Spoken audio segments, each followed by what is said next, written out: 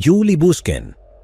Julie Busken, de 21 años de edad, o simplemente Julie, que es como la llamaban, vivía en Oklahoma City, Oklahoma, en 1996. Julie nació y creció en Benton, Arkansas, y se mudó a Oklahoma para estudiar en una universidad de la zona. Trabajaba en el campo de golf de la universidad y estaba camino de obtener su licenciatura en danza.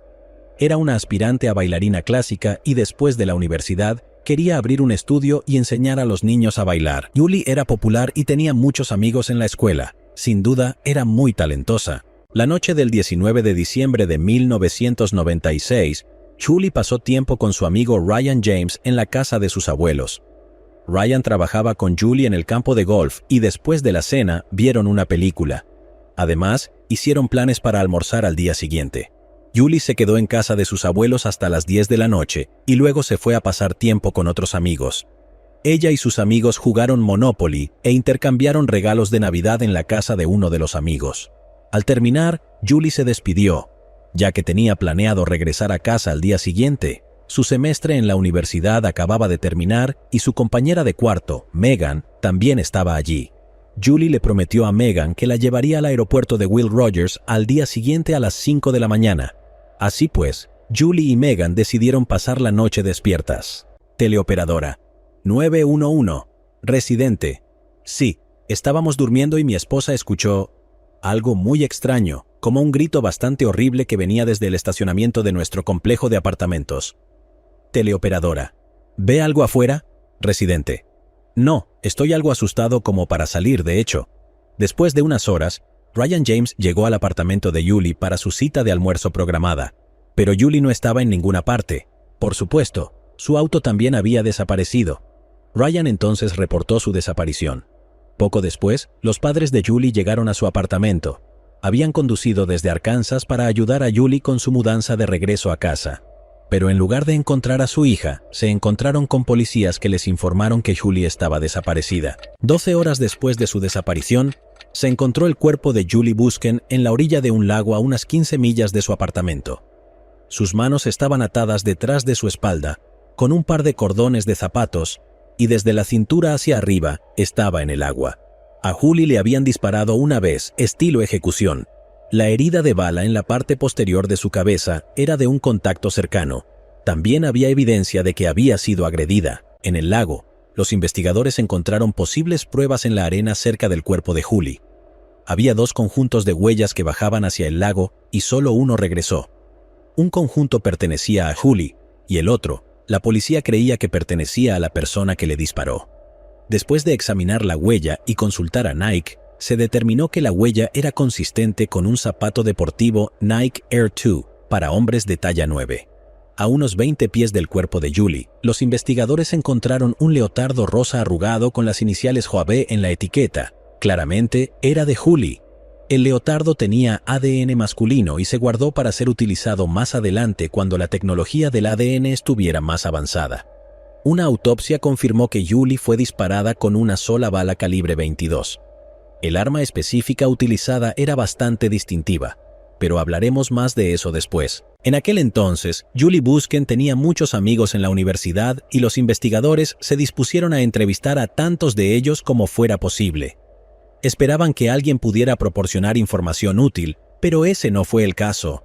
No había nadie que, abiertamente, no le agradara a Julie, y no había tenido ninguna ruptura ni nada por el estilo. La policía encontró el apartamento de Julie en perfecto orden y no había señales de ninguna pelea que hubiera tenido lugar. Encontraron su auto en un complejo de apartamentos a solo una cuadra de donde vivía. En el suelo del auto había arena roja que se parecía a la arena roja de las orillas del lago donde se encontró el cuerpo. Esto fue considerado bastante extraño por los investigadores. ¿Por qué alguien secuestraría a Julie, le quitaría la vida en el lago y luego conduciría su auto de regreso casi al lugar exacto donde ocurrió el secuestro? Frustrantemente, no había cabellos, fibras ni huellas extrañas en el vehículo. Tampoco había evidencia de una lucha que hubiera tenido lugar. El teléfono de Julie estaba desaparecido. Los investigadores obtuvieron los registros de su teléfono celular para ver si podrían ser útiles. Los registros del celular indicaron que alguien hizo 2 llamadas después de que ella ya no estuviera viva. Una de las llamadas era para obtener el pronóstico del clima y la otra a un número que no estaba en servicio en ese momento. A pesar de las pistas y una recompensa de $70,000, no hubo avances significativos y el caso se enfrió durante un corto tiempo. Luego, un mes después de que le quitaran la vida a Julie, un hombre llamó a la policía. Dijo que en la noche en que Julie fue secuestrada, vio un auto como el suyo salir delante de él y casi chocar, afirmando que fue cerca del lago. El testigo siguió al auto de Julie durante aproximadamente 8 kilómetros porque quería enfrentarse al conductor. El conductor lo miraba constantemente a través del espejo retrovisor y se alejó a toda velocidad. El testigo alcanzó a ver un vistazo del rostro del conductor y luego tuvo que describirlo a los investigadores. Este es el retrato hablado que hicieron del joven que conducía el auto de Julie alejándose del lago. Posiblemente era un estudiante universitario, seguramente de origen hispano, con cabello negro largo y una constitución musculosa. El retrato hablado se transmitió repetidamente por los medios de comunicación locales en Oklahoma, pero nadie lo reconoció. El caso se enfrió durante 4 años y medio, hasta que la policía recibió una carta de una reclusa del centro de detención del condado de Oklahoma. Dijo que un antiguo conocido suyo podría haberle quitado la vida a Julie. Se trataba de Dennis Stermer, de 23 años. Stermer era un trabajador de la construcción y no tenía antecedentes penales, pero en el momento del crimen vivía a solo 4 cuadras del apartamento de Julie y se parecía al retrato hablado. Stermer se negó a responder cualquier pregunta y no proporcionaría ninguna muestra de ADN, de modo que la policía tuvo que obtener una orden judicial para recogerlo. Su perfil de ADN era muy similar a la muestra tomada del leotardo en la escena del crimen, pero no había una verdadera coincidencia y ya no se le consideró sospechoso. El único pariente masculino era su hermano. Tenía que ser él, ¿verdad? Parecía que el caso sin resolver de 5 años finalmente iba a ser resuelto, pero en un giro inesperado, el ADN de su hermano tampoco coincidía. Una vez más, el caso quedó nuevamente estancado. Tristemente, los padres de Julie tuvieron que aceptar la posibilidad de que tal vez no vivirían lo suficiente como para presenciar la justicia. Los investigadores estaban decididos a evitar que eso sucediera, y esencialmente, intentaron recolectar ADN de todos los hombres con los que Julie había tenido contacto. Se realizaron pruebas a más de 200 hombres, pero nadie coincidía. Literalmente, parecía que el caso nunca se resolvería. 6 años después de que le quitaran la vida a Julie, un hombre llamado Anthony Castillo Sánchez fue arrestado por agredir a su novia. Después del arresto, Sánchez tuvo que proporcionar una muestra de ADN a las autoridades para su análisis. En este sentido, los investigadores notaron algunos hechos interesantes sobre el pasado de Sánchez. En concreto, vivía a solo a 1.60 kilómetros de distancia del apartamento de Julie. Una de las novias de Sánchez mostró a los investigadores su diario del mes en el que arrebató la vida de Julie. Había una entrada en la que ella mencionaba que Anthony le había comprado un par de zapatos para correr de la marca Nike, y él también había obtenido un par para sí mismo. Sánchez usaba una talla de zapatos 9. Sin nada más, esto demostraba que Sánchez poseía un par de zapatos de la misma marca y tamaño que las del perpetrador. Curiosamente, una de las exparejas de Anthony tenía un número de teléfono celular que difería en una sola cifra del número que se marcó en el teléfono de Julie después de su fallecimiento. ¿Era posible que Sánchez intentara marcar el número de su expareja de memoria, pero se equivocara en una cifra? Sánchez y su padre tenían la extraña costumbre de disparar armas calibre 22 contra la pared dentro de la casa que alquilaban. Los investigadores recogieron una bala de la casa y determinaron que provenía de la misma arma que se usó para dispararle a Julie. Solo 6 compañías fabricaban armas calibre 22 con las ranuras específicas que se encontraban en las balas. En el año 2004, se comparó el ADN de Anthony Sánchez con el ADN masculino encontrado en el leotardo de Julie.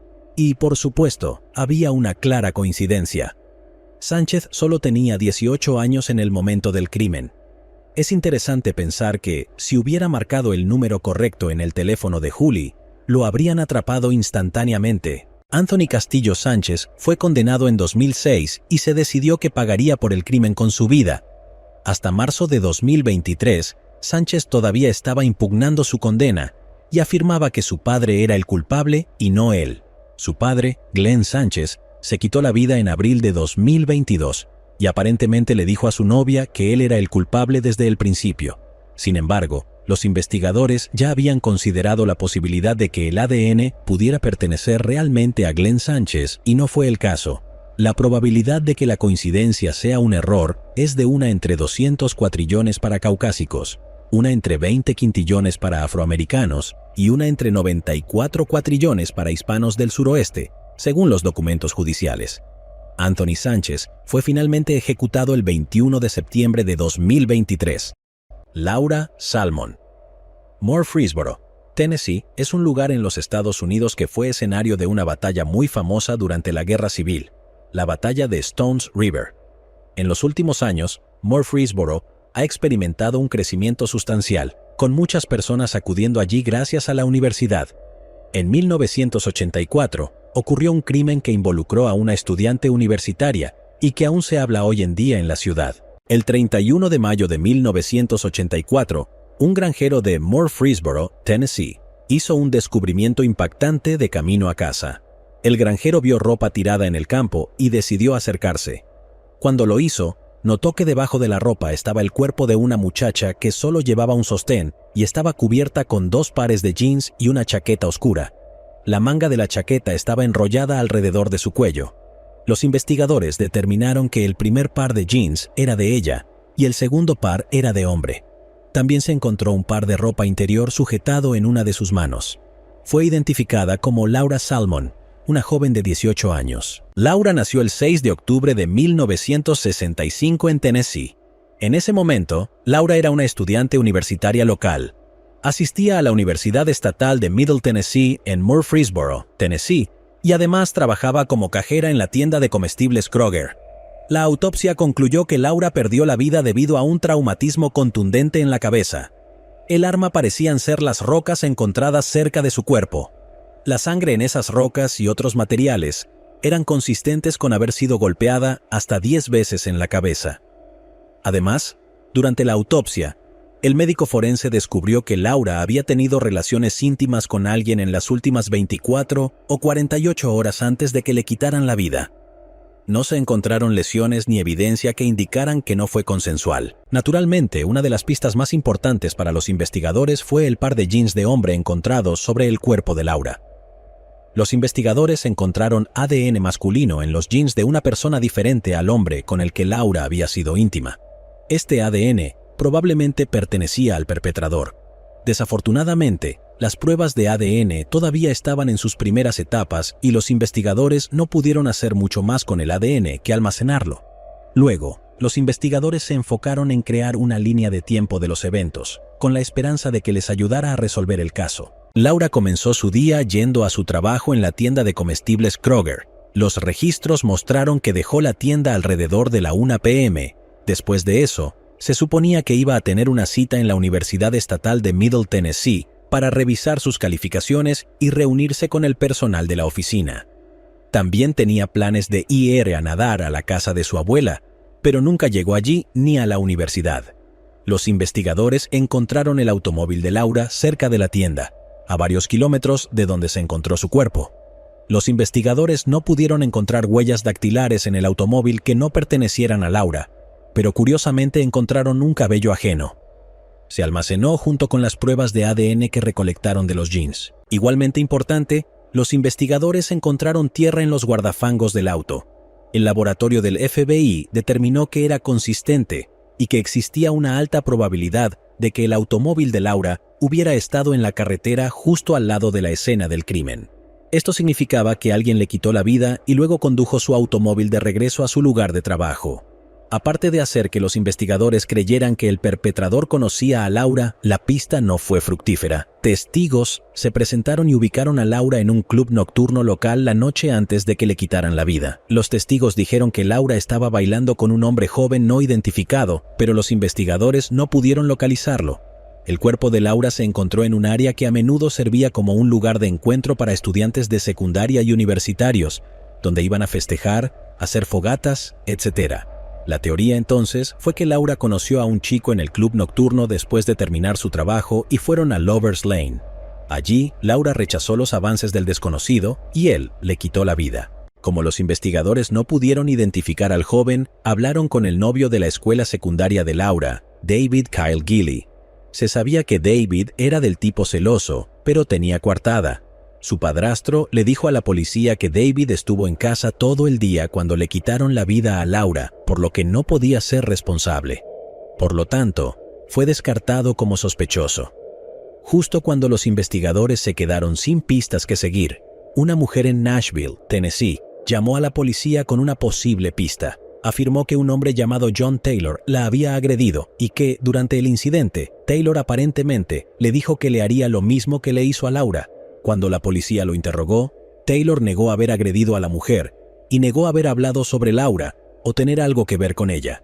Una verificación de antecedentes descubrió que Taylor asistió a la misma universidad que Laura. Incluso era miembro del mismo club de salud, el Olympus Athletic Club and Spa. Taylor también asistió a las mismas reuniones y funciones de la fraternidad que Laura. Aún más relevante, Taylor estaba cerca de la universidad el día en que le quitaron la vida a Laura. Taylor tenía un historial de violencia hacia sus novias o compañeras femeninas. Todo esto aumentó su posibilidad de ser sospechoso. Los investigadores hicieron que los analistas del FBI compararan el cabello de Taylor con el cabello ajeno que encontraron dentro del automóvil de Laura. Recibieron un informe del FBI que indicaba que el cabello recuperado del vehículo era consistente con el cabello de John Taylor. Caso cerrado, ¿verdad? Otro idiota atrapado, pero no del todo. En ese momento, las pruebas de ADN mitocondrial del cabello humano aún estaban a varios años de distancia. El cabello podría haber pertenecido alrededor del 20% de la población. Esto, por supuesto, no era lo suficientemente sólido como para arrestar a Taylor. Aunque parecía un caso resuelto, habría algunos giros más en este caso. Los investigadores no encontraron nada que lo relacionara con la escena del crimen, ni que confirmara que estuvo con Laura ese día. El par de jeans de hombre encontrados en la escena del crimen tenían una entrepierna de 36 pulgadas y una cintura de 30 pulgadas. Taylor era una persona pequeña y los jeans no le habrían quedado. Los investigadores no tuvieron más opción que pasar a otros sospechosos. A lo largo de los años, investigaron a más de 100 sospechosos, pero no obtuvieron resultados. La madre de Laura, Lorraine McKay, hizo una promesa a Laura en su tumba.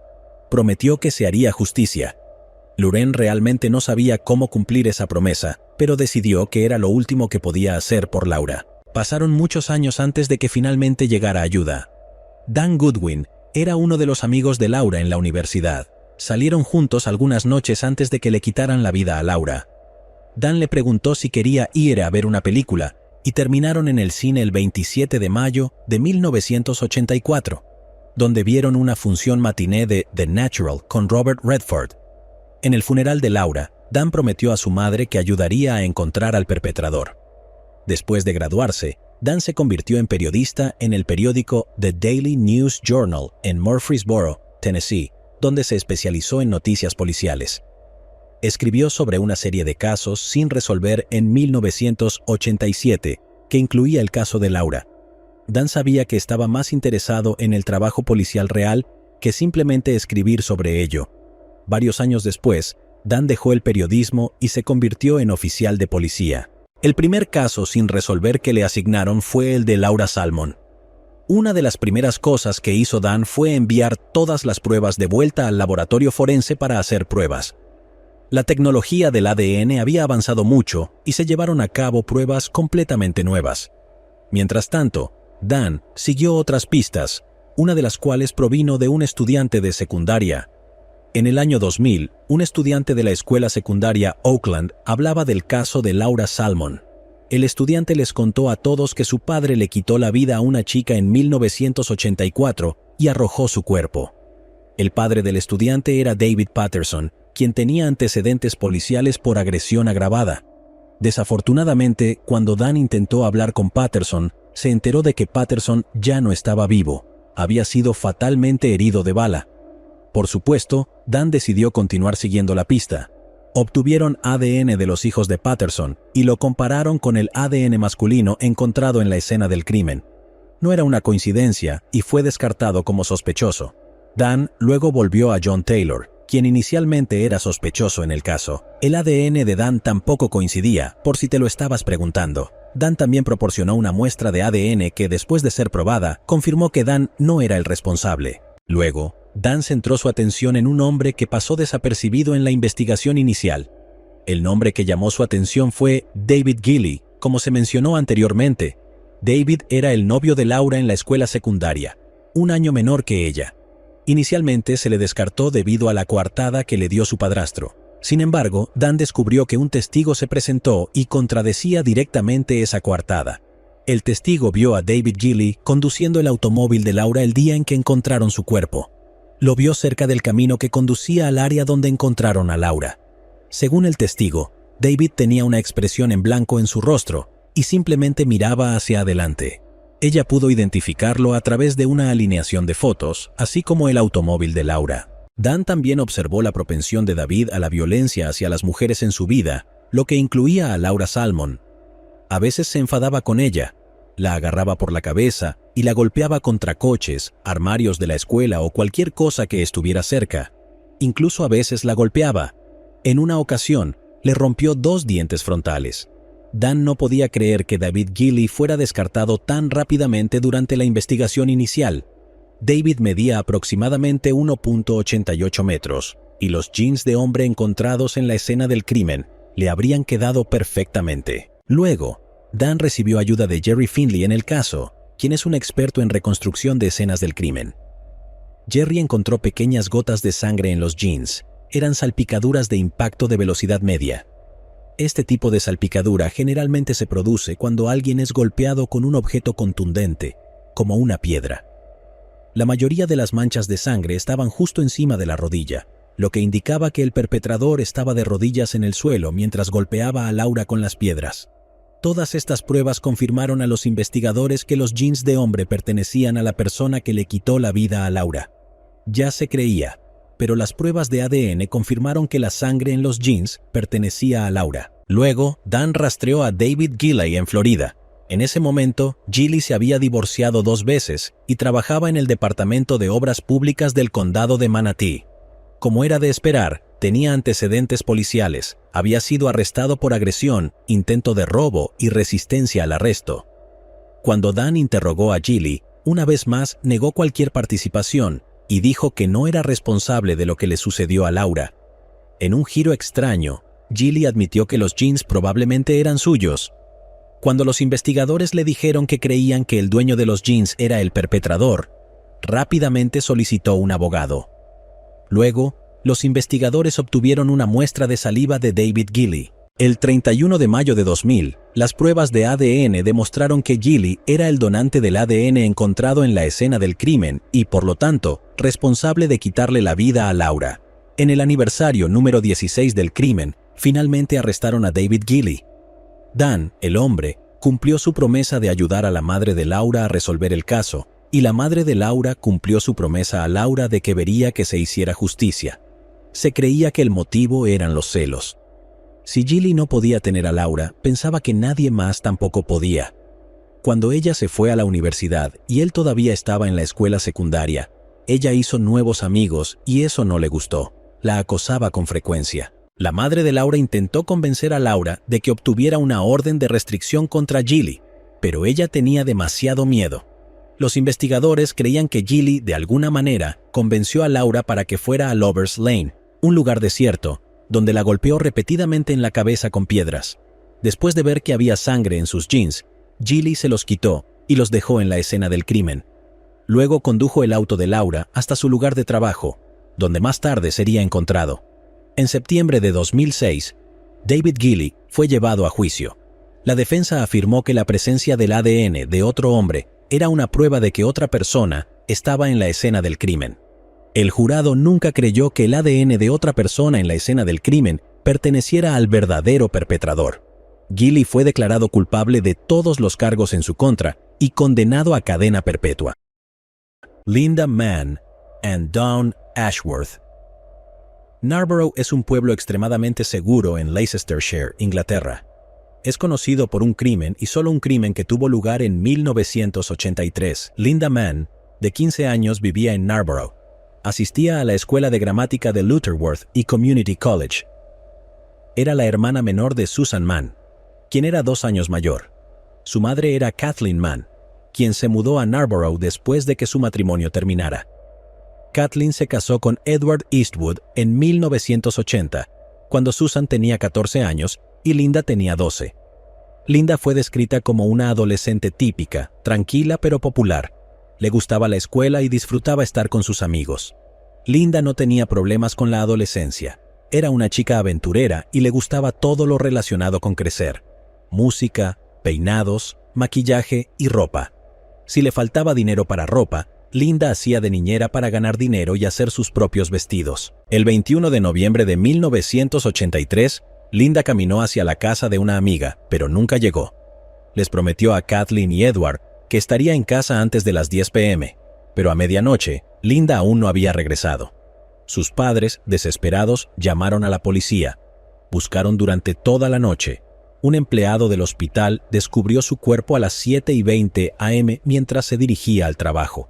Inicialmente pensó que era un maniquí. Linda había sido agredida y estrangulada. Le habían quitado los jeans y el resto de su ropa estaba esparcida. Tenía una bufanda alrededor del cuello que se usó para estrangularla. Cuando la gente de Narborough se enteró del crimen, quedaron absolutamente horrorizados. A partir de entonces, animaron a las jóvenes a caminar en grupos. Los investigadores buscaron en la zona inmediata alrededor de la escena del crimen, pero no encontraron nada útil. A solo unos cientos de metros de la escena del crimen había un hospital psiquiátrico local. Algunas personas creían que el perpetrador podría ser un paciente del hospital, pero no se encontró evidencia de esto. Durante la autopsia, se recolectó ADN masculino del cuerpo de Linda. La persona tenía sangre tipo A, lo que significaba que alrededor del 10% de la población masculina adulta en Inglaterra podría ser responsable. Tomaron muestras de sangre de Edward y descubrieron que no tenía el mismo grupo sanguíneo que el asesino de Linda. Un grupo de investigadores fue de casa en casa para recopilar información, mientras que otros investigadores hicieron una lista de todos los delincuentes de delitos similares en Leicestershire y los interrogaron. Los investigadores recibieron una llamada sobre un joven de cabello puntiagudo. La persona que llamó afirmó haberlo visto alrededor de las 8 p.m., a unos 2 minutos de donde se encontró el cuerpo de Linda. Desafortunadamente, nunca fue identificado. Durante 3 largos años, los investigadores intentaron encontrar al perpetrador. Fue entonces en 1986 cuando la tragedia golpeó nuevamente. Dawn Ashworth, de 15 años, vivía en Enderby, Leicestershire, con sus padres y su hermano Andrew. Tenía talento para el dibujo. Tenía un trabajo a tiempo parcial en la tienda de periódicos en Enderby. El 31 de julio de 1986, Dawn salió del trabajo a las 4 p.m. y se dirigió a la casa de su amiga en Narborough. Le dijeron que estuviera en casa antes de las 7 p.m. Dawn fue vista por última vez a las 4:40 p.m. por automovilistas que pasaban por la avenida King Edward. A las 7:30 p.m., sin señales de Dawn, sus padres se preocuparon y condujeron por Narborough, pero no pudieron encontrarla. A las 9:40 p.m. llamaron a la policía, quienes no podían evitar pensar en Linda Mann y esperaban que su hija no sufriera un destino similar. Unos días después, los policías que buscaban a Dawn encontraron su cuerpo en un campo al lado del callejón 10 Pound. Había sido agredida y estrangulada. El ADN masculino recolectado del cuerpo de Dawn reveló que el atacante tenía el mismo tipo de sangre que el hombre que mató a Linda Mann. Esta no era la única similitud. Ambos crímenes ocurrieron en senderos peatonales. Ambas chicas eran adolescentes y ambas caminaban solas. Ambas fueron encontradas en circunstancias similares, habiendo sufrido el mismo destino. Linda y Dawn asistían a la escuela de gramática de Lutterworth y Community College. En la base del callejón 10 Pound, la policía estacionó una sala móvil de incidentes para recoger información de los habitantes del pueblo y transeúntes. La policía recibió alrededor de 200 llamadas telefónicas y docenas de personas visitaron la unidad móvil. La pista más prometedora tenía que ver con una motocicleta que había sido estacionada debajo del puente de la autopista. Hubo varios informes de un joven con un casco rojo observado en la zona alrededor de las 5 p.m. el día del crimen. El 1 de agosto, al día siguiente de que Dawn fuera reportada como desaparecida, pero un día antes de que se encontrara su cuerpo, una mujer policía y un detective vieron a un joven en una motocicleta roja con un casco rojo mostrando interés en la búsqueda. Un policía de seguridad fue abordado por un auxiliar de cocina de 17 años del hospital Carlton Hayes, que es el hospital psiquiátrico cercano donde se encontraron los cuerpos de Linda y Dawn. El auxiliar de cocina le dijo al policía que vio a Dawn caminando el día que desapareció. El policía organizó que hablaran con él más tarde para obtener más información. Antes de que pudieran volver a hablar con él, se recibió información valiosa en la sala de incidentes. La información provenía del amigo del auxiliar de cocina, quien también trabajaba en el hospital Carlton Hayes. Este amigo había estado de vacaciones el día que Dawn desapareció, pero había ido al hospital a cobrar su salario. El auxiliar de cocina lo visitó a las 10 p.m.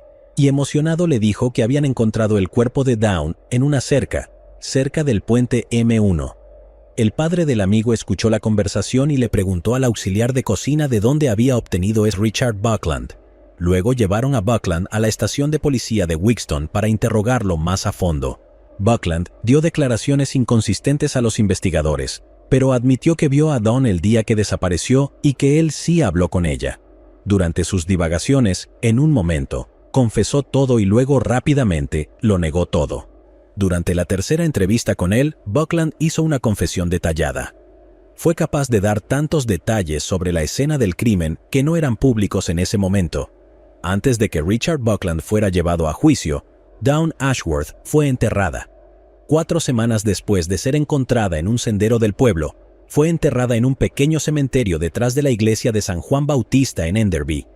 El párroco la describió como una joven brillante, animada y encantadora, obediente a sus padres, leal a su familia y llena de alegría de vivir. 200 personas se presentaron en el cementerio detrás de la iglesia de piedra para despedir a Dawn. Los investigadores aún estaban construyendo su caso contra Richard Buckland y escucharon sobre algo llamado pruebas de ADN. Ya estaban convencidos de que él había acabado con la vida de Dawn y probablemente también con la de Linda Mann, pero pensaron que podrían probar esta nueva tecnología. Todas las pruebas de ADN de ambas escenas del crimen fueron enviadas a un joven genetista que trabajaba en la Universidad de Leicestershire y afirmaba haber descubierto algo maravilloso llamado huella genética. El genetista era el Dr. Alec Jeffries. El Dr. Jeffries no estaba seguro de cómo podría hacer lo que los investigadores querían que hiciera. Este tipo de análisis nunca se había hecho antes. El Dr. Jeffries utilizó por primera vez su técnica para resolver un caso de inmigración y luego una disputa de paternidad. Esta sería la primera vez que esta nueva tecnología se usaría en un caso criminal para revelar la identidad de un perpetrador. Para sorpresa de todos, cuando los resultados de las pruebas de ADN regresaron, mostraron que Buckland era inocente y no había acabado con la vida de Linda, y aún más sorprendente, tampoco había acabado con la vida de Dawn. Sin embargo, las pruebas del Dr. Jeffries pudieron determinar que, al menos, los investigadores habían acertado en una cosa: el mismo hombre era responsable de ambos crímenes. Richard Buckland fue entonces liberado y se convirtió en la primera persona exonerada mediante el uso del perfil de ADN. El inspector Derek Pierce se hizo cargo de la investigación. Pierce leyó 1.800 mensajes que provenían del público. Uno de los mensajes se refería a un hombre cuyo nombre había surgido en la investigación de Linda Mann porque no tenía coartada y tenía antecedentes por exhibicionismo. Por supuesto, cientos de nombres habían sido denunciados de forma anónima por esposas, amantes, rivales, vecinos, y muchos de esos nombres pertenecían a personas con antecedentes por indecencia. Este nombre, con tantos hombres sin coartada en la zona, los investigadores tuvieron una nueva idea. Comenzaron a ver qué podía hacer el ADN y decidieron pedir a todos los hombres residentes sin coartada en los pueblos, entre las edades de 17 y 34 años, que entregaran muestras de sangre y saliva de forma voluntaria. Se anunció al público el 2 de enero de 1987. Derek Pierce no creía que el perpetrador fuera a ofrecerse voluntariamente. Dijo, cita, «Solo esperamos que de alguna manera esto lo haga salir a la luz». A finales de enero, 1.000 hombres se habían hecho las pruebas y solo una cuarta parte había sido excluida. El laboratorio forense estaba abrumado y parecía seguro que las pruebas iban a llevar más tiempo de lo estimado inicialmente, que era de 2 meses. Para mayo, 3.653 hombres habían hecho las pruebas, pero solo se habían eliminado 2.000 debido a la carga de trabajo bajo la cual los técnicos de laboratorio trabajaban. Luego, el 18 de septiembre de 1987, la policía recibió una llamada que estaban esperando. una mujer llamó y dijo que escuchó una conversación preocupante entre un grupo de amigos en el pub Clarendon en Leicester. Uno de los hombres, Ian Kelly, habló en voz alta sobre cómo hizo la prueba de sangre para la investigación en nombre de un amigo llamado Colin Pitchfork. Los investigadores examinaron el expediente de Pitchfork y vieron su historial de exhibicionismo hacia las mujeres. También notaron que la firma que hizo o proporcionó en el día en que supuestamente se hizo la prueba de sangre no coincidía con la firma que había dejado en las visitas domiciliarias. Pitchfork estaba casado con Carol Pitchfork y trabajaba en una panadería. Era conocido como mujeriego y tenía una serie de aventuras amorosas. El 19 de septiembre de 1987, Derek Pierce fue a la casa de Ian Kelly para hacerle algunas preguntas. Ian también era panadero y trabajaba con Colin Pitchfork. Al principio, Ian negó haber tomado la prueba de sangre de Pitchfork, pero luego lo admitió. Ian le contó a Pierce lo que Pitchfork le había dicho. Pitchfork le dijo que estaba preocupado de que la policía asumiera que él era responsable de lo que le había sucedido a Linda y Dawn debido a su historial de exhibicionismo. Pitchfork era un maestro manipulador y convenció a Ian de ir a la sala de incidentes y hacerse la prueba de sangre en su nombre. Más tarde ese día, un grupo de investigadores fue a la casa de Pitchfork. El detective Mick Thomas se lo dijo sin rodeos, cita: «Según las investigaciones que hemos realizado, creemos que eres responsable de quitarle la vida a Dawn Ashworth el 31 de julio de 1986. Creemos que otro hombre dio una muestra de sangre por ti. Te estoy arrestando, ¿entiendes?». Colin Pitchfork no lo negó. Su rostro lo decía todo, sabía que lo habían atrapado. Incluso explicó que puso una foto de Ian Kelly en su pasaporte para que los investigadores no sospecharan nada. Cuando Carol Pitchfork entró en la habitación, se le explicó lo que estaba sucediendo y de inmediato comenzó a golpear y a patear a su esposo. Comprensiblemente, los investigadores tardaron en detenerla. En la comisaría de policía, Pitchfork explicó primero lo que le hizo a Linda Mann. Dijo que tenía la intención de exhibirse frente a ella, pero se convirtió en algo más cuando se dio cuenta de que ella lo reconocería algún día. Después de cometer el crimen, Pitchfork regresó a su automóvil, donde su bebé yacía atado en el asiento, y se fue a casa. Pitchfork luego le contó a los investigadores lo que hizo con Dawn Ashworth. Ambos crímenes ocurrieron de la misma manera. Les dijo a los investigadores que sabía lo que estaba haciendo, pero no podía detenerse a sí mismo de cometer esas cosas. Pitchfork también dijo que intentó quitarle la vida a Ian Kelly varias veces para asegurarse de que nunca hablara, pero sus planes siempre fallaron.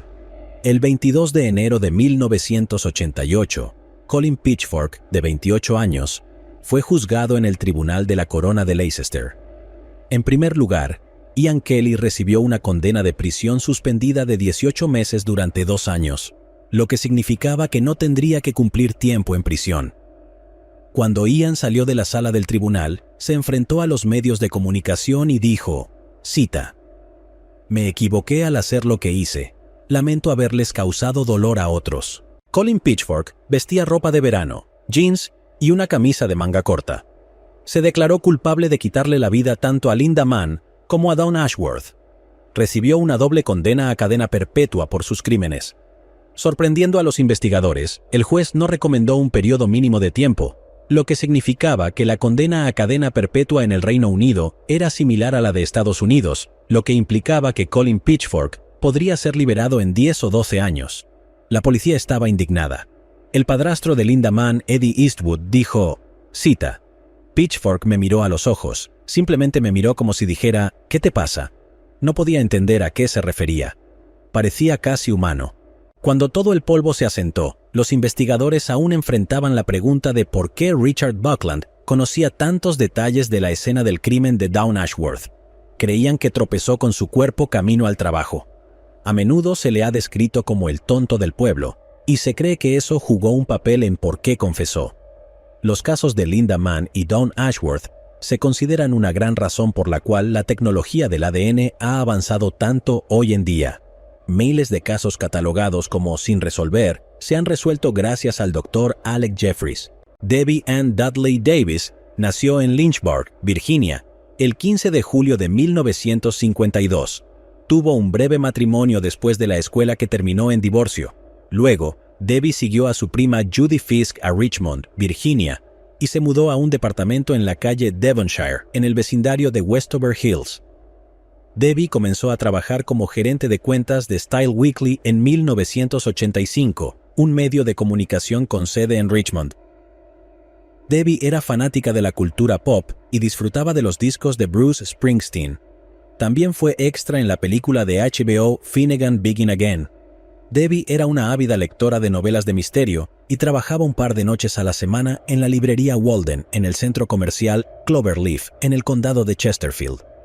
La noche del 18 de septiembre de 1987, Debbie y su compañera de trabajo Diana hicieron un viaje a Virginia Beach para ver una actuación de Dana Carvey. Después del espectáculo, Diana dejó a Debbie en su departamento y esperó a que ella entrara antes de irse. Sin saberlo, esta sería la última vez que Diana vería a Debbie. A la mañana siguiente, un hombre llamado Arnold Ellis vio un Renault Alliance estacionado frente a su casa. Se dio cuenta de que el motor estaba en marcha, las llaves estaban en el encendido y no había señales del conductor del automóvil. Arnold Ellis llamó a la policía y los oficiales determinaron que el automóvil pertenecía a Debbie Davis, quien vivía en la calle contigua a Arnold Ellis. Un oficial de policía tocó la puerta de Debbie, pero no obtuvo respuesta. Un vecino anciano luego le dio al oficial una llave y al entrar, el oficial vio el cuerpo de Debbie boca abajo en su cama. Estaba sin camisa, usando solo un par de pantalones cortos de mezclilla. Su brazo derecho estaba atado detrás de su espalda con cordones gruesos de bota, y su brazo izquierdo estaba atado debajo de ella. El perpetrador había enrollado firmemente un calcetín negro alrededor de su cuello. Había sido estrangulada y agredida sexualmente. Los investigadores descubrieron que el perpetrador robó una mecedora de un porche cercano y la colocó junto a la ventana de la cocina de Debbie para entrar. Junto a la cama de Debbie, en su mesita de noche, había una novela de misterio que estaba leyendo llamada Presunto Inocente, que trataba sobre una mujer que estaba atada y luego le quitaron la vida. Los investigadores sabían que el perpetrador era inteligente y probablemente experimentado. No dejó huellas dactilares, no había testigos y aparentemente no se llevó nada.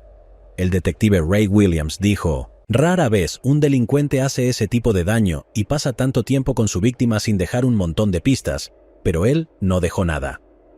Lorna Wyckoff, fundadora de Style Weekly, ofreció una recompensa de $10,000 por información que llevara a un arresto. Los investigadores examinaron a las personas en la vida de Debbie para ver si alguien destacaba, pero no encontraron nada. Debbie llevaba una vida tranquila. No estaba saliendo con nadie, no había visto a su exmarido en años, no consumía drogas ni frecuentaba bares. Apenas 2 semanas después de que la vida de Debbie llegara a su fin, la tragedia golpearía nuevamente en Richmond, Virginia. Susan Elizabeth Helms nació el 6 de febrero de 1955 en Charleston, Carolina del Sur. Se mudó a Richmond, Virginia, para trabajar en su residencia en neurocirugía en el Medical College of Virginia. Susan se casó con Marcel Slagg y compraron una casa en el tranquilo vecindario de Woodland Heights en Richmond. El 3 de octubre de 1987, Marcel llegó a su casa a la 1:45 de la madrugada. Al entrar en la casa, pudo escuchar movimientos arriba. Marcel sabía que Susan había trabajado hasta tarde y pensó que podría haberla despertado.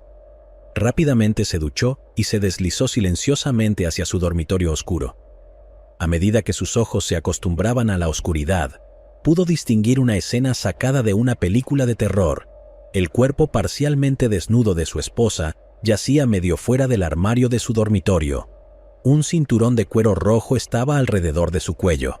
Las manos de Susan estaban atadas firmemente detrás de su espalda con un cable de extensión y una corbata. Al igual que Debbie, Susan había sido agredida sexualmente y estrangulada. Marcel vio que la ventana de su dormitorio estaba abierta de par en par. Su casa estaba a menos de 1 kilómetro de distancia de la casa de Debbie Davis. El detective Ray Williams estaba de servicio esa noche y se le ordenó trabajar en ambos casos.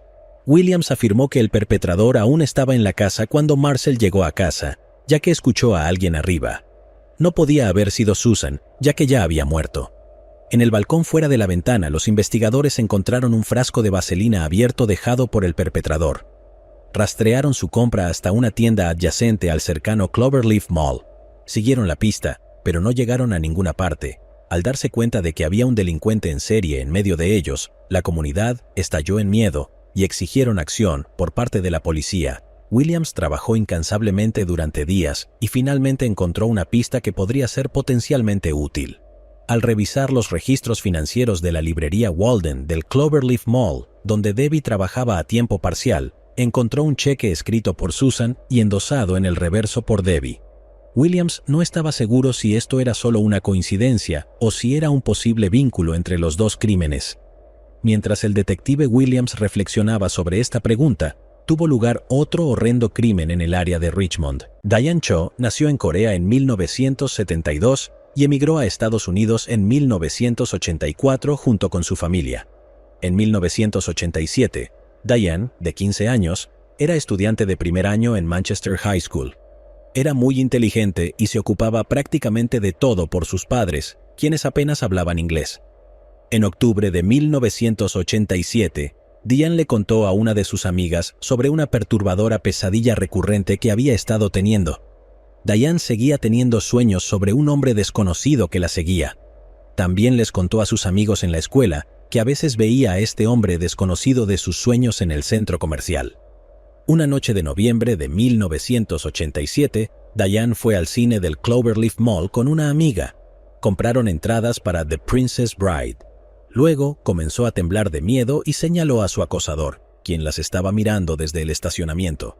Apenas habían pasado 5 meses desde que la familia de Diane se mudó a Richmond, donde sus padres trabajaban largas horas en una tienda cerca de la Universidad de Virginia Commonwealth. No se sabe si Diane alguna vez les contó a sus padres sobre el encuentro con el hombre desconocido en el Cloverleaf Mall.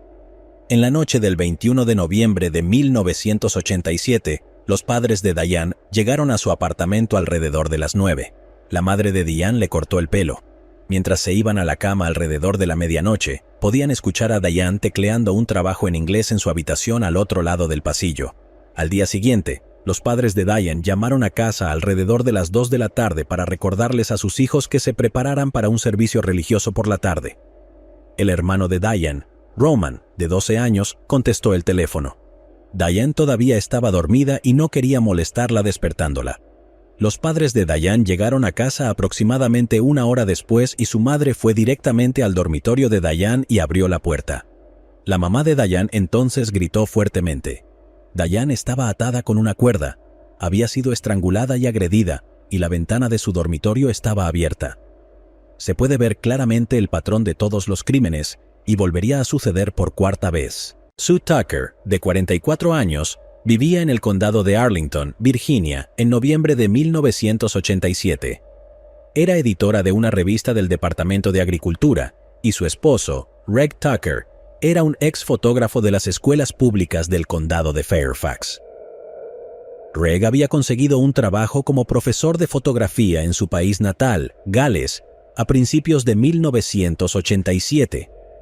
Sue estaba preparando la venta de la casa de la pareja y terminando sus proyectos en el trabajo, ya que planeaba unirse a su esposo en Gales. Irónicamente, querían emigrar debido al aumento de la violencia en Estados Unidos. Estaban preocupados por la delincuencia. Una vecina de la pareja, Audrey Saislov, no pudo comunicarse con Sue durante varios días y notó que la ventana de su dormitorio había estado abierta durante días. Cuando Audrey intentó entrar a su casa para verificar el estado de su amiga, percibió un olor a carne podrida. Llamó a la policía, quienes llegaron y encontraron el cuerpo de Sue en avanzado estado de descomposición, tendido en la cama. Había sido atada firmemente con cuerdas de nylon, estrangulada y agredida. No había huellas dactilares. El perpetrador había entrado por una pequeña ventana de la lavandería del sótano. Antes de marcharse, se había tomado el tiempo de preparar un refrigerio y dejó una naranja parcialmente comida en la mesa del comedor de los Tucker. Mientras los investigadores estaban dentro de la casa, sonó el teléfono. Era Reg Tucker, quien había estado intentando comunicarse con Sue en los últimos días. Los oficiales de policía tuvieron que darle la terrible noticia. Los investigadores del condado de Arlington, asignados al caso, se dieron cuenta de que el crimen se parecía mucho al que tuvo lugar en enero de 1984. Fue entonces cuando la abogada de 32 años, Carolyn Hamm, fue asesinada. Su cuerpo fue encontrado cerca de la casa de Sue Tucker. David Vázquez, un trabajador de comida rápida con un coeficiente intelectual bajo, había confesado ese crimen y estaba cumpliendo una condena de 35 años de prisión por ello. Si estaba en prisión, ¿por qué se estaban cometiendo crímenes idénticos casi 4 años después? El detective del condado de Arlington, Joe Horgis, fue el investigador principal en el caso de Sue Tucker. Viajó a la prisión para entrevistar a David Vázquez porque el modus operandi era el mismo: manos atadas detrás de la espalda, cuerda alrededor del cuello, y ambas fueron agredidas. Después de la entrevista, quedó claro para el detective que Vázquez no tenía nada que ver con lo que le sucedió a Sue. Mientras los investigadores en el condado de Arlington y Richmond investigaban sus casos, notaron algo. Al igual que en Richmond, había un delincuente en serie atacando a mujeres en sus hogares en 1987. El condado de Arlington tenía su propio maníaco en 1983 y 1984. Todo comenzó en Arlington en junio de 1983 con el secuestro y agresión de una mujer en el área de Green Valley del condado, por parte de un hombre negro de finales de la adolescencia o principios de los 20 años, que usaba una máscara casera. Durante los siguientes 7 meses, a medida que sus ataques se intensificaban, secuestraba mujeres en sus autos y entraba a sus casas y apartamentos a través de ventanas sin seguro. Las agredía brutalmente sin descanso. Ataba a algunas de ellas con cuerdas de nylon cortadas de sus persianas venecianas. La ex fiscal del condado de Arlington, Helen Fahey, fue citada diciendo: «Era una ola de crímenes de una sola persona». En enero de 1984, una mujer de Arlington regresó a casa para descubrir evidencia de un perturbador allanamiento. Las cuerdas de sus persianas venecianas habían sido cortadas y estaban colocadas en su cama. El intruso dejó la casa, parecía como si estuviera esperando a que ella regresara y se cansó de esperar. Fueron 4 días después de eso que encontraron a Carolyn Hamm atada y estrangulada en su garaje. La policía de Arlington arrestó a David Vázquez y lo acusó de quitarle la vida. Vázquez no coincidía con la descripción que dieron ninguna de las víctimas de agresión, pero los crímenes en el área se detuvieron. Solo fue después del asesinato de Sue Tucker que los investigadores descubrieron que el perpetrador de todos los asaltos definitivamente no era Vázquez, y el hombre desconocido se tomó un breve receso y luego continuó sus ataques en Richmond. El detective Horgis recibió un teletipo de la policía de Richmond donde describían los estrangulamientos idénticos de Debbie Davis, Susan Helms y Diane Cho. Después de compartir toda la información, los investigadores concluyeron que era el mismo hombre responsable de todos los crímenes, tal vez incluso del asesinato de Carolyn Hamm. La investigación se estancó durante algunas agonizantes semanas mientras esperaban un avance en el caso antes de que el estrangulador pudiera cobrarse otra vida. Los investigadores examinaron la línea de tiempo de los crímenes, muchos de los cuales ocurrieron entre 1983 y 1984, y luego continuaron en 1987. El FBI creía que el perpetrador no habría detenido sus ataques por voluntad propia. Probablemente había sido encarcelado por otro delito entre los asesinatos de Carolyn Hamm y Debbie Davis. Mientras los detectives intentaban pensar en posibles sospechosos, a uno de ellos se le ocurrió Timothy Spencer, un adolescente que fue arrestado por robo durante mediados de la década de 1970. Los investigadores descubrieron que Spencer había sido arrestado en enero de 1984 por robos en la vecina Alexandria. Había sido puesto en libertad condicional en una casa de transición en Richmond en 1987. Justo antes de que se le quitara la vida a Debbie. Los investigadores fueron a la casa de transición y descubrieron que Spencer había salido todas las noches en las que ocurrió un crimen. Él recibió un permiso para ir a Arlington el día en que se le quitó la vida a Sue Tucker. Los investigadores decidieron vigilar a Spencer. Querían atraparlo en el acto de hacer algo incriminatorio. Durante 2 semanas, agentes de policía de Richmond observaron a Spencer cometiendo violaciones de la libertad condicional, como pasar la noche en la casa de su novia. Les intrigó descubrir que pasaba horas en el centro comercial Cloverleaf, que, como recordarás, tenía fuertes vínculos con Debbie Davis, Susan Helms y Diane Cho. El 20 de enero de 1988, los detectives de Arlington y Richmond llevaron a Spencer bajo custodia y tomaron una muestra de su sangre. Sin testigos, huellas dactilares ni ninguna otra evidencia directa que vinculara a Spencer con los crímenes, Las fuerzas del orden tuvieron que confiar en un nuevo método de ciencia forense llamado huella de ADN. En ese momento, solo se había utilizado en un caso sin resolver en el Reino Unido y nunca antes en Estados Unidos. Fue el caso de Linda Mann y Dawn Ashworth. Tomaría más de 6 semanas, pero un laboratorio privado en Nueva York informaría que el ADN de Spencer coincidía con el ADN masculino en las escenas del crimen de Debbie Davis, la doctora Susan Helms y Susan Tucker, y víctimas de agresión en Arlington, en Richmond. Timothy Spencer era el hombre que se había hecho conocido como el Estrangulador del Sur. Fue llevado a juicio en julio de 1988. Después de un juicio de 6 días, fue declarado culpable, siendo esta la primera condena basada en pruebas de ADN en los Estados Unidos. Spencer fue condenado a múltiples cadenas perpetuas. ¿Y qué hay de Carolyn Hamm y David Vázquez?, preguntas. ¿Por qué fue declarado culpable del crimen si no coincidía con la descripción dada por las víctimas de cualquier otro crimen en la zona? David Vázquez se convirtió en el primer sospechoso en ese caso, porque Carolyn se quejó de que él la espiaba mientras ella tomaba sol en la semana previa a su fallecimiento. Con su bajo coeficiente intelectual, fue fácil para los investigadores obtener una falsa confesión de él. Le revelaron todos los detalles y él los repitió de vuelta. Después de que el ADN vinculó a Timothy Spencer con todos los demás crímenes, los investigadores dudaron seriamente de que Vázquez estuviera involucrado. Pronto, el ADN también lo demostró, y David fue puesto en libertad. David se convirtió en la primera persona en los Estados Unidos en ser exonerada gracias al ADN. Poco antes de las 11 p.m. del miércoles 27 de abril de 1994, Timothy Wilson Spencer fue atado a la robusta silla eléctrica de Virginia, apodada como Old Sparky, en el Centro Correccional de Greensville, y fue ejecutado, poniendo finalmente fin a la horrenda ola de crímenes. Cathy Odom. Catherine Louise Martin nació el 25 de octubre de 1959. Su familia y amigos la llamaban Cathy. Cathy conoció a Mike Odom en la secundaria cuando tenían 16 años. Salieron por un tiempo y luego decidieron casarse. Antes de poder casarse, Mike fue arrestado por vender heroína a un oficial encubierto. Fue condenado a 6 años por este delito, pero solo cumplió 2. Cathy le dijo a su familia que estaba decidida a casarse con él cuando saliera de prisión. 2 años después, cuando fue liberado, finalmente se casaron. Cathy y Mike tuvieron 2 hijos juntos, Tasha y Sean. Vivían en el condado de Harris, Texas. El padre de Cathy, Frankie Martin, decidió darle trabajo a Mike en su negocio de señales. Cathy hizo todo lo posible para que el matrimonio funcionara. También fue descrita como una madre amorosa que hubiera hecho cualquier cosa por sus hijos. La noche del 3 de marzo de 1987, Mike intentó contactar a Cathy mientras estaba fuera de la ciudad trabajando. Cathy debía estar en casa con los niños, por lo que le preocupó que no contestara el teléfono.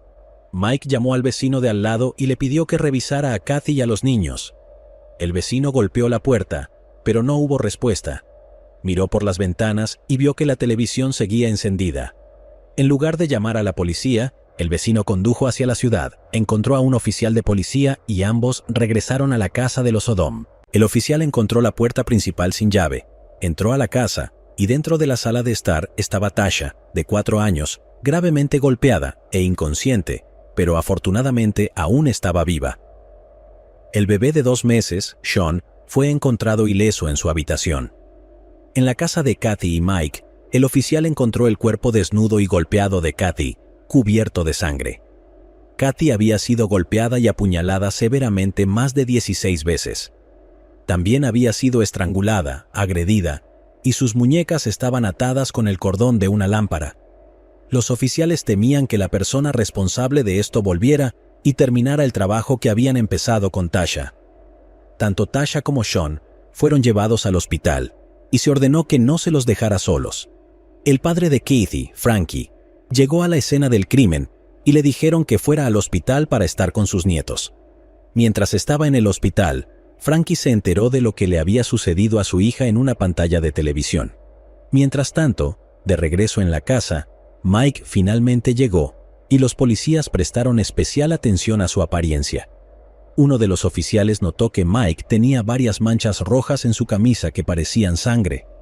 Una búsqueda en la casa de los Odom reveló sangre en el baño. El perpetrador, posiblemente Mike, había intentado limpiar antes de irse. La policía no encontró señales de allanamiento. Todas las puertas estaban cerradas con llave, excepto la puerta principal, lo que indicaba que Kathy conocía a la persona que le quitó la vida.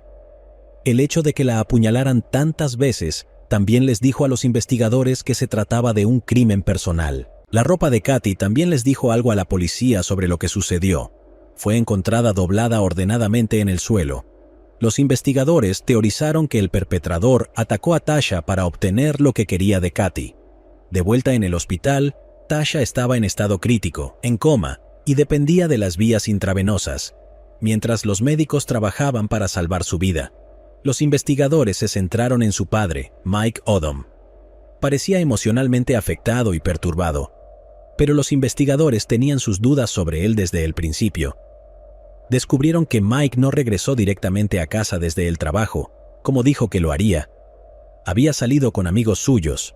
Para los investigadores, esto era algo que habían visto antes, a alguien que organizaba un asesinato estando en un lugar diferente y luego llamando a otra persona para que fuera a comprobar el estado de la víctima. La ropa de Mike fue llevada al laboratorio forense para ser analizada, pero eso no fue todo. Los investigadores también encontraron manchas extrañas en el piso del automóvil del vecino Tim Robinson. Estaba claro para los investigadores que Tim y Mike habían planeado quitarle la vida a Kathy. Tal vez Mike estaba usando drogas nuevamente y buscaba dinero del seguro, pero pronto hubo un giro en el caso. El médico forense estimó que la vida de Kathy fue arrebatada unas 6 horas antes de que se encontrara su cuerpo, alrededor de la 1 de la tarde. Tanto Mike como Tim afirmaron estar en el trabajo en ese momento. Mientras los investigadores verificaban sus coartadas, un testigo se presentó. Ese testigo era Tasha Odom, de 4 años. Salió de su coma y le contó a los investigadores que recordaba a un hombre entrando a la casa. Tasha dijo que el hombre tenía cabello rubio. Ni Mike Odom ni Tim Robinson tenían cabello rubio.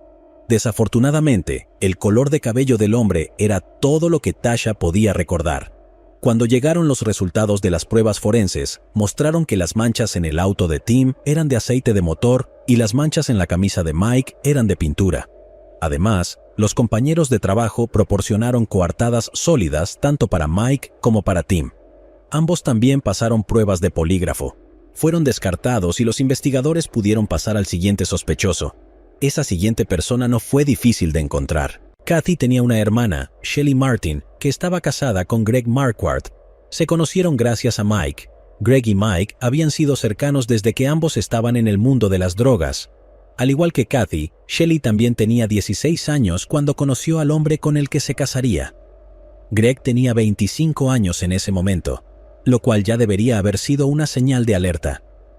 Greg y Shelly se casaron en 1983. Poco después, tanto Shelly como Kathy se volvieron adictas, al igual que Greg y Mike. Greg y Shelly eran conocidos por robarle dinero a sus padres. Greg había sido criado por una tía y un tío adinerados, y la tía les devolvió el dinero a los Martin, y todos acordaron no presentar cargos. Mientras Mike y Kathy habían enderezado sus vidas, Greg y Shelly no lo habían hecho, y estaban constantemente entrando y saliendo de la cárcel. Poco antes de que se le quitara la vida a Kathy, ella le dijo a una amiga que Greg y Shelly habían estado allí recientemente y que mientras Shelly estaba en otra habitación con el bebé, Greg había intentado seducirla, a lo cual ella, por supuesto, se había negado. Cuando lo interrogaron, Greg afirmó que, en la noche del crimen, cuando no estaba con su esposa, estaba con un hombre llamado Hampton Robinson III. En una nota sin importancia, pero interesante, Robinson era amigo de Charles Harrelson, quien era el padre del actor Woody Harrelson, y en 1982 fue condenado por asesinar a un juez. De hecho, Robinson había testificado contra Harrelson en su juicio. Había pruebas suficientes de que Greg había estado en la casa. Encontraron sus huellas dactilares y cabello en toda la escena del crimen. Sin embargo, había un problema. Como miembro de la familia que había estado en la casa numerosas veces, esto no probaba nada. Los padres de Kathy les dijeron a los investigadores que creían que Greg era el responsable. Frankie dijo que 2 días después del asesinato de Kathy, recibió una llamada telefónica en medio de la noche del hospital donde estaban tratando a Tasha, diciéndole que Shelly y Greg habían ido a visitar. Frankie les dijo que no les permitieran la entrada, primero porque desconfiaba de Greg. pero también porque nadie tenía motivo para estar allí a las 3 de la mañana, especialmente ellos. La abuela de Tasha, Charlene Martin, que estaba en el hospital, recordó lo que sucedió cuando Tasha vio a Greg. Se asustó mucho y se le ordenó que se fuera. Los investigadores le preguntaron a Tasha si era su tío Greg, a quien había visto dentro de su casa con Kathy el día del ataque, pero lamentablemente no pudo recordar. Los investigadores intentaron varias técnicas, pero debido a su lesión en la cabeza, no pudo recordar nada. Mientras Greg negaba cualquier participación cuando hablaba con los investigadores, sorprendentemente era abierto acerca de su atracción hacia Kathy, especialmente hacia una parte de su cuerpo. A Greg le gustaba el estómago de Kathy. Esta obsesión era tan evidente que Kathy incluso lo mencionó a sus amigos. Curiosamente, Kathy fue apuñalada principalmente en el estómago. En un momento durante la entrevista, Greg pidió permiso para salir y poner más dinero en el parquímetro, pero nunca regresó. También se negó a hacerse una prueba de polígrafo. Los investigadores decidieron investigar su coartada. Shelley dijo que Greg la llevó a la escuela a las 10:30 a.m. el día del crimen y la recogió de nuevo a las 2:30 p.m. Esta ventana de 4 horas era más que suficiente tiempo para que Greg cometiera el crimen. Y como recordarás, el médico forense determinó que la vida de Kathy fue arrebatada alrededor de la 1 p.m. ese día. Aunque Kathy fue agredida, este crimen ocurrió años antes de que el ADN se utilizara ampliamente en las investigaciones de casos sin resolver. En ese momento, utilizaban serología, básicamente hacían pruebas de grupo sanguíneo. Era muy difícil de hacer y se necesitaba una muestra muy grande, y solo se obtenía el tipo de sangre, que no era muy concluyente. El tipo de sangre encontrado en la evidencia recogida del cuerpo de Kathy era consistente con el tipo de sangre de Greg Marquardt, que era de tipo O, al igual que el agresor y alrededor del 50% de la población, por lo que esto no les decía mucho a los investigadores sin más pruebas. Tristemente, el caso quedó sin resolver durante un tiempo. Para Frankie, fue especialmente difícil creer que el hombre que le quitó la vida a su hija estaba casado con su otra hija. En 1998, se formó un equipo de casos sin resolver, y uno de los primeros casos que investigaron fue el de Kathy Odom. En ese momento, las pruebas de ADN eran lo suficientemente confiables como para generar un perfil de ADN a partir de las pruebas biológicas en el caso de Kathy. Las pruebas mostraron que Greg Marquardt formaba parte del 2% de la población general que podría haber sido el perpetrador. Aunque no era concluyente, era mucho mejor que el 50%. Greg rápidamente dio una explicación a los investigadores. Afirmó que él y Kathy estaban teniendo una aventura consensuada. Greg dijo que estuvo con ella en la mañana en que le quitaron la vida y afirmó que ella estaba viva cuando se fue. Greg no fue arrestado en ese momento porque, aunque los investigadores no le creían, estaban preocupados de no tener suficientes pruebas para una condena. Tenían que demostrar que él estaba presente cuando se cometió el crimen, por lo que los investigadores se pusieron en contacto con Catherine Long, quien trabajaba para un laboratorio forense privado en Dallas, Texas. Catherine ideó una estrategia inusual para tratar de resolver el crimen de Kathy. Ella y sus colegas se estrangularon mutuamente. Déjame explicarte. Querían determinar si un perpetrador dejaría células de piel al estrangular a una víctima. Se dieron cuenta de que efectivamente había una transferencia significativa de células de la piel del perpetrador a la víctima. Los investigadores necesitaban encontrar algo en el expediente de pruebas de Kathy que pudiera contener las células de piel del perpetrador. Decidieron hacer pruebas en el cable eléctrico que se utilizó para atar las manos de Kathy. Por suerte, el cable había sido guardado en una bolsa de papel y no en una bolsa de plástico. La bolsa de papel permite la transpiración para que no haya humedad en el objeto en su interior y se mantenga seco, lo que prolonga la vida del ADN. En realidad, preservará el ADN durante más tiempo que si estuviera en una bolsa de plástico.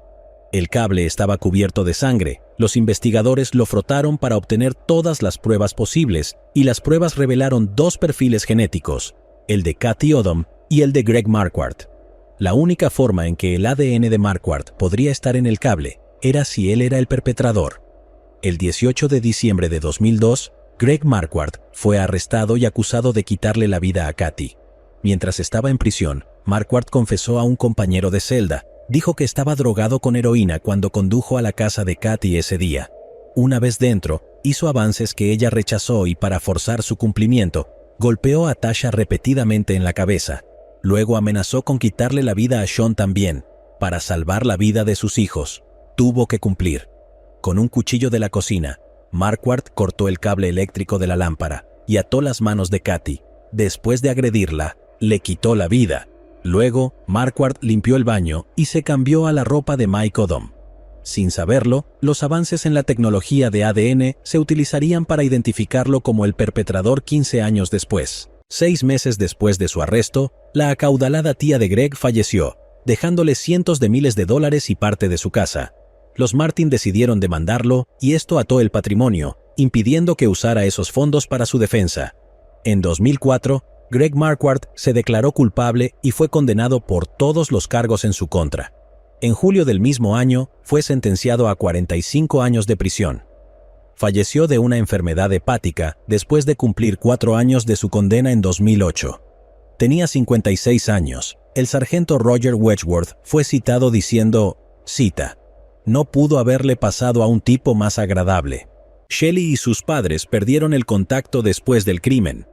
Shelley apoyó a Marquardt mientras ellos creían que él era el responsable. Se dijo que durante mucho tiempo Shelley continuó apoyando a Marquardt y creyendo en su inocencia. Unos años después del crimen, los Martin se mudaron a Oklahoma, y después de eso, pareció que Shelley hizo las paces con sus padres y también se mudó a Oklahoma para estar cerca de ellos. El padre de Kathy, Frankie, dijo, cita, «Esto no devuelve a Kathy, siempre la recordaré, la casa que ella construyó y las cosas que hicimos. Siempre es difícil perder a un hijo». Raina Rison. Raina Lynn Rison nació el 6 de mayo de 1976 en LaPorte, Indiana. Vivía con sus padres, Ben y Karen Rison. Tenía una hermana mayor llamada Lori y una hermana menor llamada Wendy.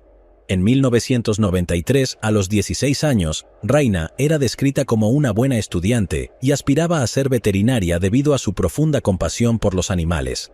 Además de ser estudiante de segundo año en LaPorte High School, Raina trabajaba en 3 empleos. Trabajaba en un hospital de animales donde paseaba perros y limpiaba jaulas. El viernes 26 de marzo de 1993, se le asignó a Raina cerrar el hospital de animales después de un turno corto de 4 p.m. a 6 p.m. Raina y su exnovio Matt Elser planeaban pasar la noche juntos y ella estaba emocionada por verlo de nuevo. Habían terminado recientemente y la cita era un paso hacia una posible reconciliación. Al igual que Raina, Matt provenía de una buena familia y era considerado un joven decente. En resumen, era el tipo de chico del que cualquier padre estaría contento de que su hija saliera. Matt llegó al hospital de animales a las 6 p.m. para recoger a Raina. Después de esperar un rato, salió de su auto y se dirigió a la puerta principal. Se dio cuenta de que todas las luces estaban apagadas y la puerta estaba cerrada. Matt vio que el auto de Raina no estaba en el estacionamiento, por lo que condujo hasta su casa para ver si estaba allí. El padre de Raina, Ben, le dijo a Matt que ella no había regresado a casa después del trabajo. No la habían visto desde que salió de casa para ir al hospital de animales para su turno. Su familia asumió que estaba en la cita con Matt, pero ahora estaban preocupados. Era muy inusual que Raina no le dijera a su familia dónde estaba exactamente. Los padres de Raina, su hermana menor Wendy y Matt, esperaron en la casa a que Raina regresara. Cuando aún no había aparecido a las 10:30 p.m., su familia fue a la estación de policía para reportarla como desaparecida. La policía solo pudo registrar un informe de persona desaparecida después de esperar 24 horas. Ben les dio una foto de Raina y les pidió que estuvieran atentos de cualquier manera, ya que era muy inusual que Raina desapareciera. Entonces, su familia comenzó a buscarla. Intentaron ponerse en contacto con sus conocidos, pero nadie sabía dónde podría estar. También repartieron volantes de personas desaparecidas en el área, esperando que alguien proporcionara información valiosa. Cuando la policía se involucró, hicieron un llamado público en busca de cualquier información que llevara al paradero de Raina. Inmediatamente, varios testigos presenciales se presentaron diciendo que justo antes de las 6 p.m. vieron un sedán estacionado afuera del hospital de animales donde trabajaba Raina. Varios testigos dijeron que vieron a 2 hombres en el automóvil junto con Raina y parecía que estaban discutiendo. Matt Elser fue interrogado por los investigadores y mantuvo su versión de esperar a Raina y descubrir que no estaba en el hospital de animales. La policía supo que Matt había querido tomar un descanso en la relación, pero recientemente habían vuelto a estar juntos. Su cita esa noche iba a ser muy especial, y ambos estaban emocionados por ello. Matt sabía que algo grave debía haber sucedido para que Raina no se presentara. Los padres de Raina aseguraron a las autoridades que Matt era un joven bueno y confiable. También señalaron que su auto no era el que los testigos vieron, lo que lo exoneraba de cualquier conducta indebida. El automóvil de Raina fue descubierto la noche después de su desaparición, no muy lejos del hospital de animales. El capó del auto estaba levantado y dio la impresión de que podría haber tenido problemas con el auto. Los oficiales lograron encender fácilmente su auto con las llaves que todavía estaban en el encendido cuando llegaron. Parecía como si la avería del auto hubiera sido planeada. Además, los oficiales vieron que la cartera de Raina aún estaba en su auto, la cual contenía su bolso y tarjetas de crédito. Todo su dinero también estaba todavía en el auto, lo que significaba que definitivamente no fue un robo. Se encontró un anillo de hombre en el compartimento de guantes de Raina y se lo mostraron a Matt Elser. Matt dijo que no era su anillo e identificó el anillo de hombre como perteneciente a Jason Tibbs. Jason era el exnovio de Raina. Salieron cuando estaban en 7º grado y terminaron después de estar juntos durante aproximadamente 8 meses.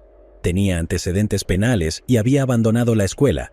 La policía decidió interrogar a Jason Tibbs, de 16 años, quien admitió que el anillo en cuestión era realmente suyo, y preguntó dónde lo habían encontrado. Cuando los oficiales le informaron que lo habían descubierto en el auto de Raina, él afirmó que todavía eran amigos y que había hecho algo de trabajo en el auto y debió haber olvidado su anillo en el compartimento de guantes. Jason dijo que se había quitado el anillo para protegerlo de la suciedad y la grasa mientras trabajaba en el auto. Los lugareños aseguraron que Jason era un excelente mecánico, por lo que parecía plausible que Raina lo hubiera contactado si tenía problemas con el auto. Los investigadores le preguntaron dónde estaba en la noche en que ella desapareció, y Jason afirmó que estaba jugando un juego de caza de zorros. La caza de zorros es un juego de escondite y búsqueda que se juega en autos. Los amigos comparten sus ubicaciones a través de radios inalámbricos y tratan de encontrarse. Sus amigos confirmaron que habían estado jugando a la caza de zorros esa noche, pero nadie había visto a Jason. El padre de Raina confirmó que Raina y Jason eran amigos, por lo que el anillo parecía ser un callejón sin salida. El caso de Raina empezó a enfriarse hasta que la policía hizo un descubrimiento. La chaqueta de equipo de Matt fue encontrada por un oficial del alguacil de LaPorte.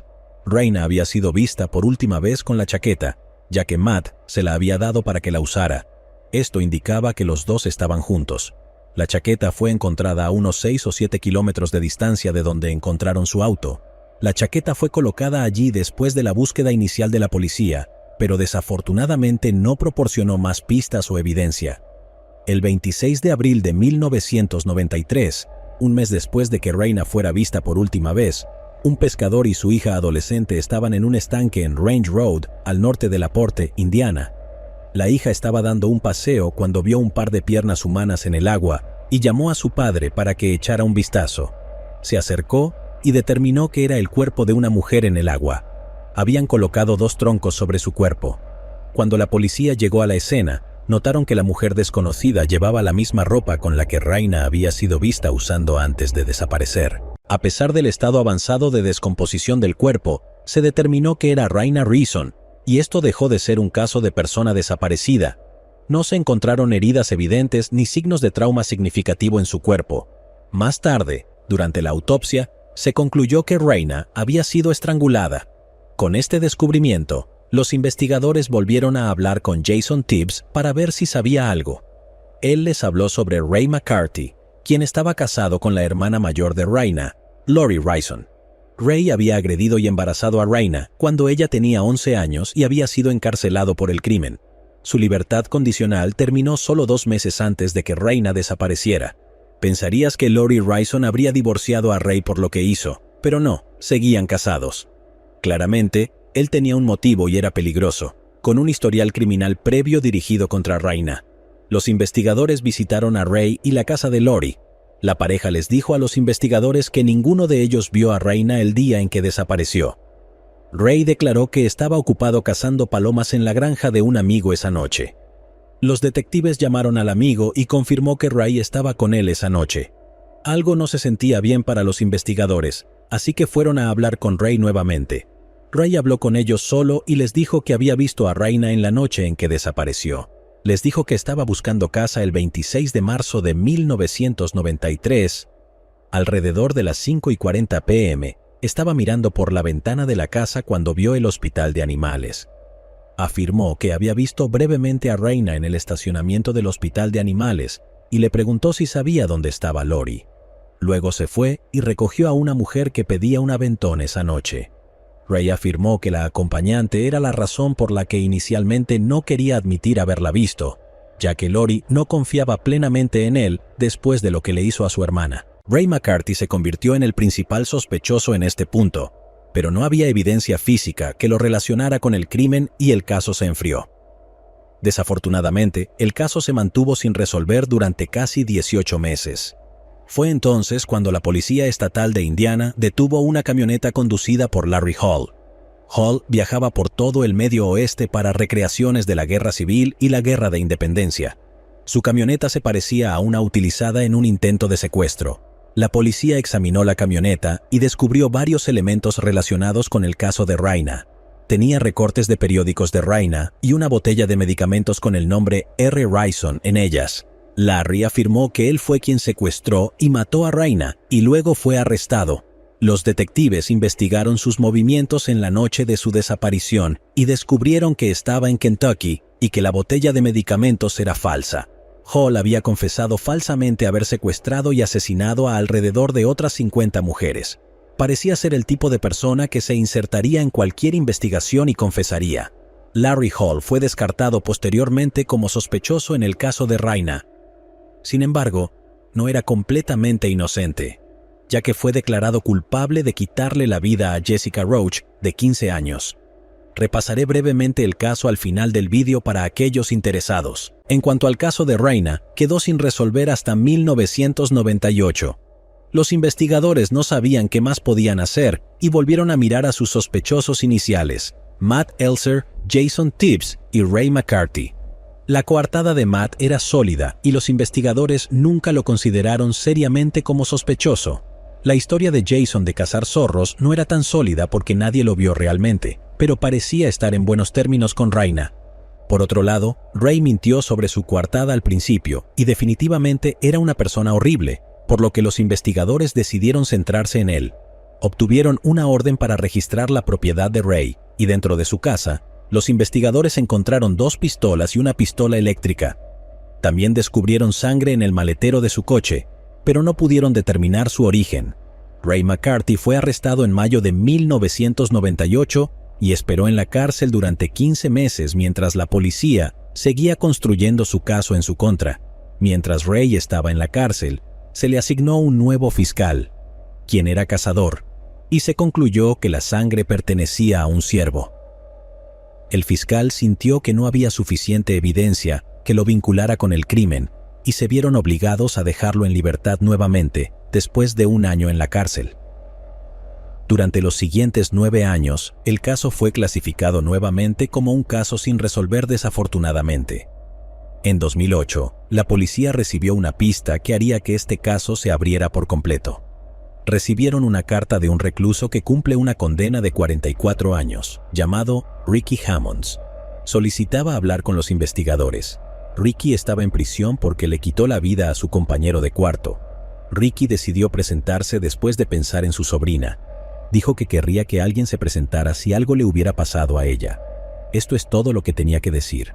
En 1993, cuando tenía 14 años, estaba en el techo de un granero junto a la casa de sus padres fumando marihuana. Escuchó un auto entrar en el granero. Ricky vio al novio de su hermana, Eric Feldman, y a Jason Tibbs. Abrieron el maletero del sedán de su hermana y Ricky vio un cuerpo cubierto por una manta. Ricky aún podía distinguir la mitad superior de la víctima, una mujer que llevaba una chaqueta de cuero. No sabía que era Raina, pero un par de días después, cuando el rostro de Raina apareció en los medios, se dio cuenta de quién era. Ricky dijo que tenía miedo de presentarse en 1993 porque temía meterse en problemas por fumar marihuana.